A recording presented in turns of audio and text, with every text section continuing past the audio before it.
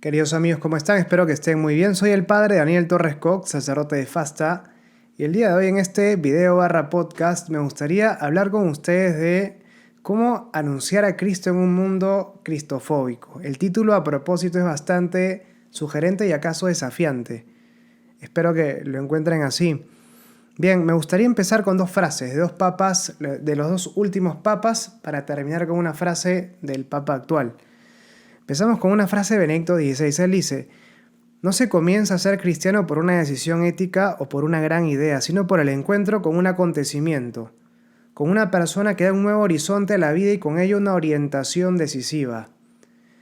Benedicto XVI, con esta frase con la cual empieza Deus Caritas Est, esta encíclica Dios es amor, él nos pone frente a una realidad de que no puedo ser cristiano sin tener en el horizonte a la persona de Cristo. Cuando yo empiezo a ser cristiano, no adhiero a una ideología, a un ideario, no adhiero a un conjunto de normas morales, adhiero a una persona desde la cual se entienden ciertas normas morales y a partir de la cual a partir de ese encuentro se puede hablar de una serie de ideas, de un ideario que yo asumo como parte de las verdades que yo empiezo a creer. Pero lo que da sentido a la fe, a las ideas a las que yo puedo adherir, o incluso a las conductas morales que yo decido realizar, llevar a cabo, es el encuentro con Cristo, el encuentro con la persona viva y resucitada del Señor. Esto es fundamental. Sin ese encuentro no soy auténticamente cristiano. Le falta algo esencial a mi cristianismo. Fundamental, importante. Y sigo con una frase de Juan Pablo II. Vamos un poco más atrás. Y él dice, lo decía en la misa de inicio de su pontificado el 22 de octubre de 1978. Hermanos y hermanas, no tengan miedo de acoger a Cristo y de aceptar su potestad. No teman, abran más todavía, abran de par en par las puertas a Cristo. También Juan Pablo II pone la centralidad en ese encuentro con Jesús, con el Señor, al que hay que abrirle las puertas. Pero es muy interesante lo que dice Juan Pablo II porque él empieza con un no. No tengan miedo.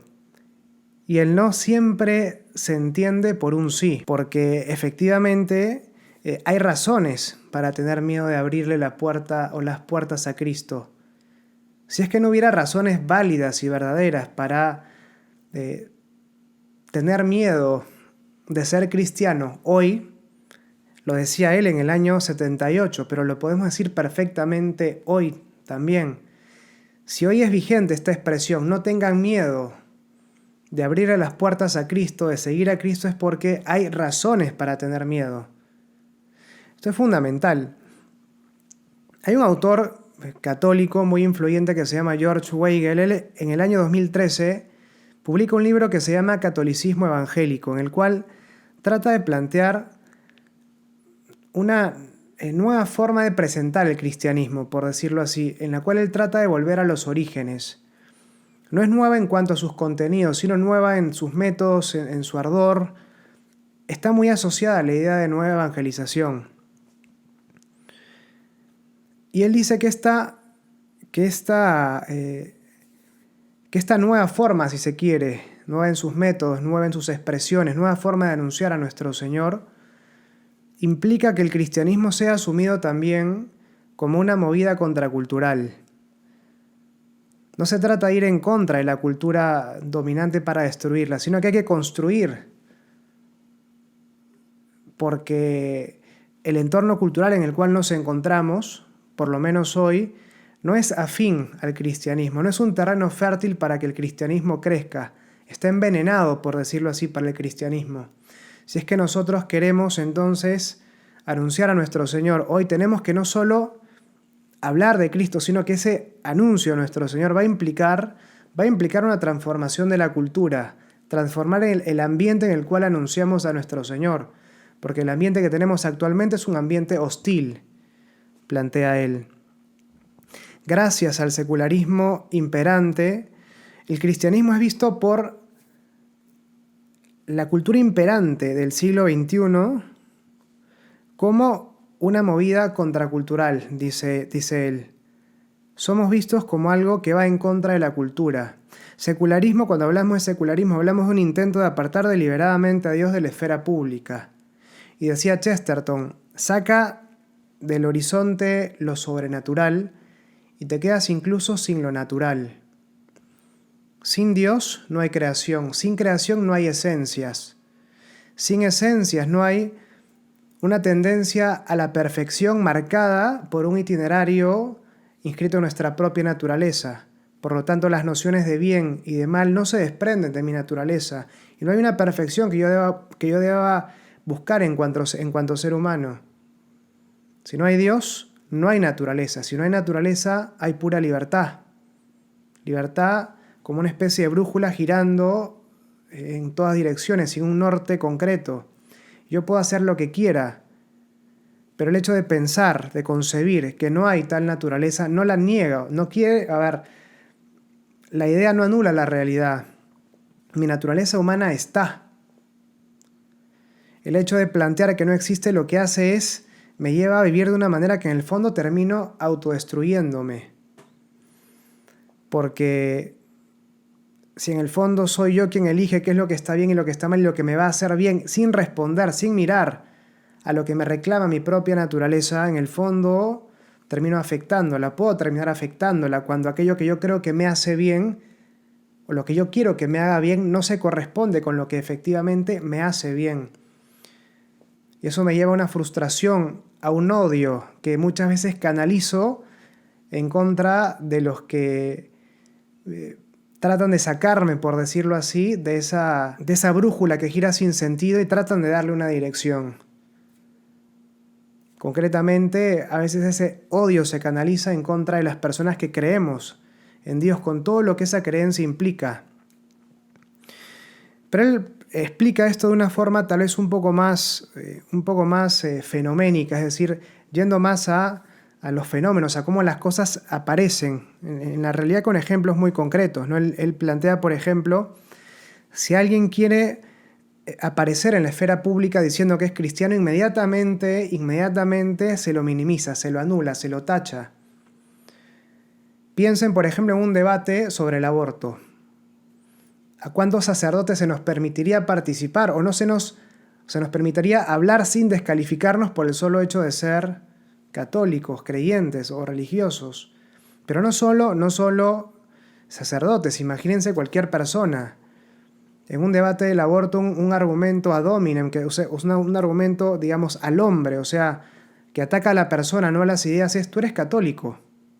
¿Qué vienes a hablar? Vienes a imponerme tu fe. Como si el ateísmo no fuera también, como si el ateísmo fuera, mejor dicho, una especie de postura neutra ante la vida, una no toma de posición, y el cristianismo fuera una toma de posición que además se quiere imponer.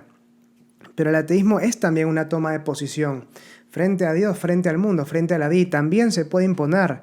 Y a veces con la excusa de no imponer nuestro cristianismo, que nunca lo imponemos, pero con la excusa de no imponerlo se nos impone un ateísmo. Tal vez no en las ideas, pero sí en la práctica, que viene a ser en el fondo casi lo mismo de cara a sus efectos en la sociedad. Y nos dejamos imponer ese ateísmo.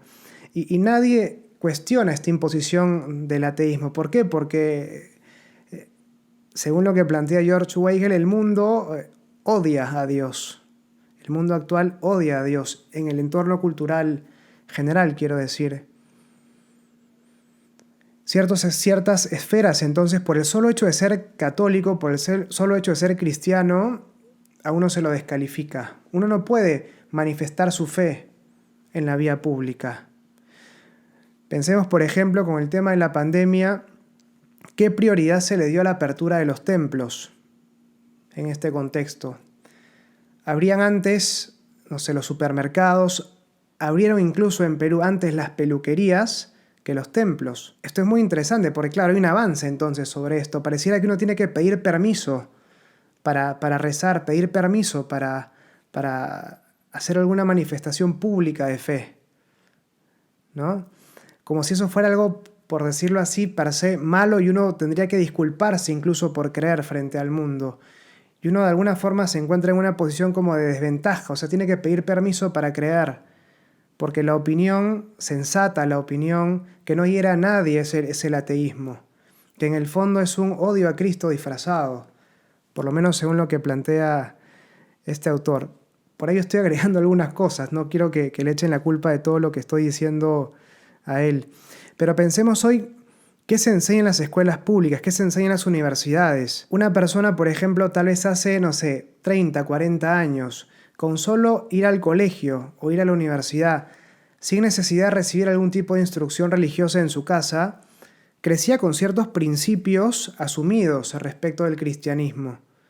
Y era fácil hablarle de Dios, o incluso ya le habían hablado de Dios en alguno de estos ámbitos. Hoy, en cambio, no solo las personas que salen de un entorno en el cual no reciben una formación religiosa en casa, no solo entran a la sociedad con una indiferencia respecto de las cuestiones de la fe, entran a la sociedad en realidad con una mirada negativa respecto de las cosas de la fe, con un prejuicio ya, lo cual hace que el desafío sea mucho más intenso, más interesante, porque una cosa es anunciarle o hablarle de Jesús a alguien que no lo conoce, y otra cosa es hablarle a alguien que cree que lo conoce, pero lo conoce por un prejuicio. Porque uno tiene que desarmar el prejuicio para después mostrar lo positivo. Es muy notable, por ejemplo, el hecho de que muchas personas que defienden la vida en todas sus manifestaciones, por ejemplo, gente que se dedica mucho a la defensa de los animales y tiene una sensibilidad muy elogiable por ellos, pierde esa sensibilidad por completo cuando se habla de un tema también tan sensible como el aborto, y como que hay una cerrazón muy fuerte respecto de este tema. Muchas veces se plantea que únicamente es posible defender la vida desde una postura religiosa, y cuando uno trata de defender las dos vidas, te salen frases como saca tus rosarios de mis ovarios o cosas así, ¿no? Que en realidad lo que está de fondo es: no me impongas tu religión con esto. Mundo cristofóbico, queridos amigos. Es el mundo que nos toca evangelizar el día de hoy, y cada vez se va a hacer más así. Con lo cual cada vez va a ser más desafiante para nosotros, como cristianos, como católicos, dar testimonio de nuestra fe. Y a eso vamos ahora. Estamos llamados a ser testigos. Es de lo que quiero empezar a hablar ahora. Llamados a ser testigos. En griego, dar testimonio se dice martyreo. Y el mártiros o el martus es el testigo. Muy interesante porque el término martyros o martus no es un término religioso sino profano. Es decir, es un término que tiene sus orígenes en la sociedad civil y en la cual habla, o en la cual quiere decir dar fe de algo, garantizar, te aseguro que esto es así. Te lo juro por lo que quieras, por decirlo de alguna manera más común, ¿no? Ese es el testigo, el que da garantía de algo, el que puede dar fe de algo, el que garantiza que algo ha sido así. Mártir en sentido religioso es el que está dispuesto a garantizar que lo que él dice, que aquello de lo que da testimonio es cierto. Incluso con su vida está dispuesto a darlo. Vida física y también vida social, en el sentido de que hoy muchas veces el martirio no es un martirio físico en el cual te quitan la vida del cuerpo, pero sí te quitan la vida en las redes sociales, por decirlo así, no te censuran, te cierran cuentas en Instagram, en Facebook, en Twitter. Es una especie de una forma de matarte de alguna manera. Uno tiene que estar dispuesto a eso, si es que quiere realmente ser testigo. Testigo quiere decir mártir. Esto es muy importante. Pero no se trata aquí de a ver cómo decirlo, de falsear algo dentro de mí. No es que, bueno, yo soy cristiano, entonces tengo que dar testimonio. Uy, qué bajón, qué esfuerzo tan grande tiene que ser, va a ser esto para mí. No, por ahí lo estoy expresando un poco mal, pero la idea es: yo estoy llamado a dar testimonio de aquello que vivo. No se me pide hablar de algo extraordinario, no se me pide hacer algo extraordinario, se me pide garantizar aquello que yo he visto, aquello que yo he oído dar garantía de que esto que yo creo realmente es cierto. Es como, por ejemplo, ¿no? Yo veo un accidente de tránsito y yo veo, y estoy seguro, porque lo vi yo con mis propios ojos, y no hay cámaras, o sea, es mi palabra nada más, yo vi que el carro rojo chocó al carro azul. Y el chofer del carro rojo dice, no, en realidad fue el carro azul el que me chocó a mí. Yo como testigo voy a decir, oye, flaco, tú estás mal. O sea, yo que soy testigo, que he visto lo que ha pasado, puedo dar fe de que tú has chocado al auto azul. No se trata aquí de sacar argumentos o sacar algo de la galera. Se trata de dar testimonio de aquello que yo he visto, de aquello que yo he vivido, de aquello que vivo. Eso es lo que estamos llamados a hacer como testigos, queridos amigos. El testigo no es el que enseña una teoría elegante, es el que da fe de un hecho que él mismo vive, cuenta una experiencia viva que lo transforma. En el fondo testifica a favor de una persona, y esa persona a favor de la cual testifica es la persona de Cristo. ¿Cómo transmito este encuentro? Es muy importante aquí tener en cuenta que no basta ser testigo, debo ser testigo relevante. Lo cual es algo, o sea, es algo desafiante, ¿no? Dar testimonio de Cristo implica asumir que voy a caerle mal a algunas personas, y eso no puedo negarlo. O sea, si te ofende mi manera de vivir la fe, de vivir mi fe, lo siento. O sea, yo no puedo dejar de vivir de esta manera. Si te ofende que, por ejemplo, haga un post, no sé, a favor de la Virgen en mis redes sociales, no voy a dejar de hacerlo porque a ti te ofenda. Esto es importante. No puedo pretender caerle bien a todo el mundo en un mundo que yo sé que no es favorable a la transmisión de la fe. ¿Sí? Esto es muy importante. Pero el desafío aquí no solo es ser testigo, sino ser testigo relevante. Porque a veces hay testimonios que por uno tratar de dar un testimonio termina de alguna manera, a ver cómo decirlo, generando el efecto contrario. Y vemos, por ejemplo, ¿no? En Instagram o en TikTok, ejemplos de evangelización muy buenos, y otros ejemplos de evangelización que dejan realmente muchísimo que desear, que no están tan buenos realmente. En su introducción al cristianismo, Ratzinger, antes de ser papa, por eso digo Ratzinger, es un libro que él escribe siendo papa, reproduce un relato parabólico de Kierkegaard que narra el incendio de un circo en Dinamarca. El circo se había armado a las afueras de un pueblo y desatado fuego antes de empezar la función. Y el director envía a uno de los payasos, ya vestido de payaso, a pedirle a la gente que venga a apagar el fuego. Imagínense la situación entonces. Los pobladores sabían que había un circo y ellos sabían además que el circo estaba por empezar la función. El circo se empezó a incendiar, ellos no lo sabían. Viene una persona disfrazada de payaso y les dice, vengan por favor, traigan la mayor gente que puedan, porque necesitamos ayuda para apagar el incendio que se ha desatado. Y la gente ve a este payaso y dice, pero qué buena estrategia para llevar gente al circo. Y el payaso se esforzaba cada vez más por hacerles tomar conciencia de lo que él estaba haciendo. No era un anuncio publicitario, era una verdad que les estaba transmitiendo, no era algo para divertirlos, no era una novedad exótica, era una verdad que él trataba de hacerles saber, de hacerles llegar, y era una verdad determinante realmente para ellos, porque si es que el circo se quemaba, las llamas incendiaban el bosque, incendiaban también la villa, el pueblo donde ellos vivían. O sea, era una verdad de la cual dependía la vida de ellos. Y él se ponía incluso a llorar frente a ellos, dice el relato. Y a pesar de eso, mientras más él se esforzaba, mientras más el payaso lloraba incluso, la gente se reía cada vez más y decía, qué buen actor este tipo, qué gran performance la que él está haciendo. Pero no tomaban en serio realmente lo que decía. Al final se incendió el bosque y se incendió también la villa, el pueblo en el que ellos estaban. Ratzinger dice que el teólogo se presenta hoy como ese payaso de circo que no sabe cómo hacer que su mensaje sea relevante. Pero eso que él dice del teólogo lo podemos decir también de cualquier cristiano que quiera anunciar a Cristo hoy.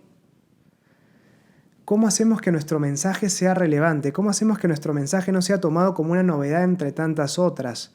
Es la verdad, y la verdad de la cual depende la vida de las personas a las que les estamos hablando de nuestro Señor. ¿Cómo hacemos para que nos tomen en serio? Por eso hablaba, les comentaba esto de no basta ser testigo, hay que ser testigo relevante.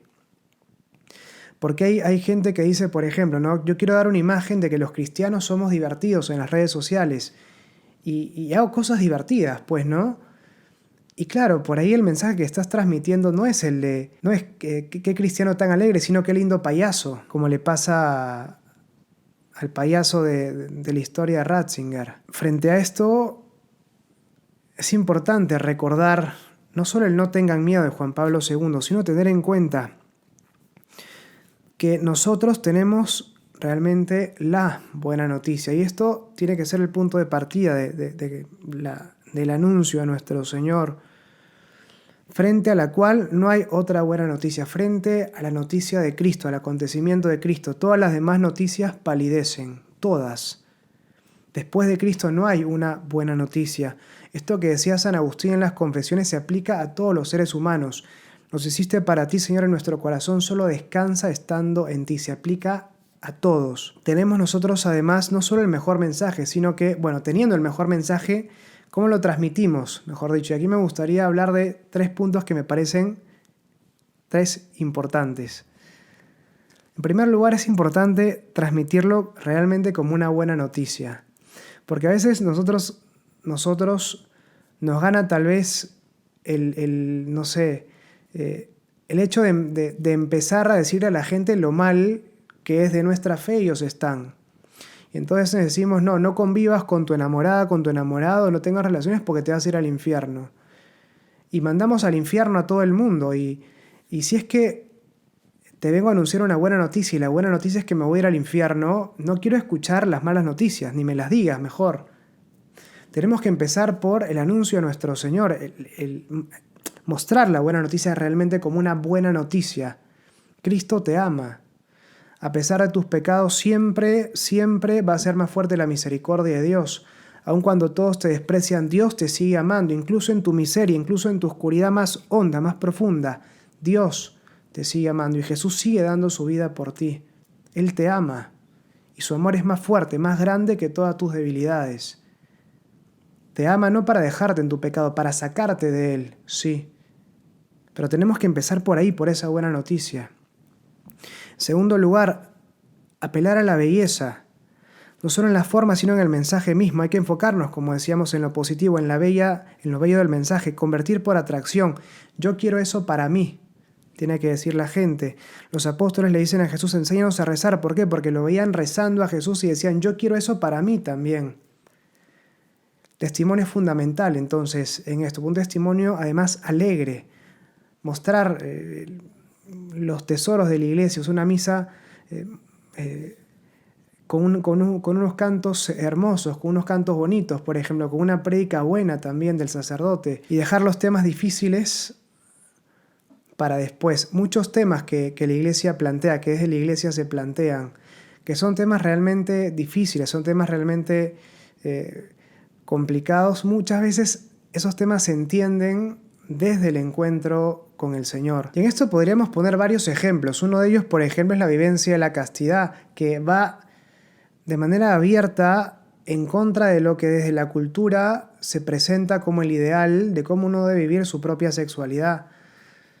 Entonces, claro, para alguien que se quiera acercar a la iglesia, vivir la castidad es una exigencia muy grande realmente, porque tiene que cambiar muchas cosas, no solo en su vida, sino también en la forma como piensa, porque ya viene con ciertas ideas que le han entrado tal vez desde el colegio, desde las series que ven en Instagram, desde los posteos que ven en las redes sociales, en todos lados. Entonces esto no es fácil. Y decirle pero si quieres venir a la iglesia tienes que dejar de tener relaciones con tu enamorado, con tu novio. O sea, es como tal vez quiere entrar y le cierras la puerta en la cara, ¿no?